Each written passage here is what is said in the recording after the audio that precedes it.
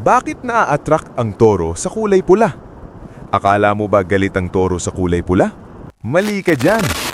Sa mga pelikula at bullfighting, laging red cape ang ginagamit, kaya iniisip natin kapag pula, automatic attack. Pero ang totoo, hindi nila nakikita ang pula the way we do. Ang toro ay may limited color vision, parang red-green colorblind sa tao. Ibig sabihin, hindi kulay ang trigger, kundi movement. Kapag may mabilis na gumagalaw sa harap nila, instinct agad ang nag-activate, fight or flight. Survival instinct ito. Sa wild, kapag may gumagalaw, maaaring predator or threat. Ang red cape sa bullfighting? Tradition lang yan. Mas visible kasi sa audience ang pula.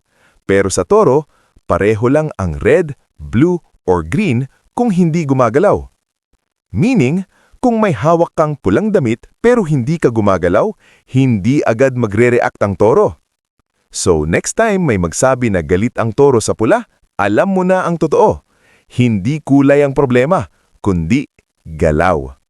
Follow for more mind-blowing animal facts.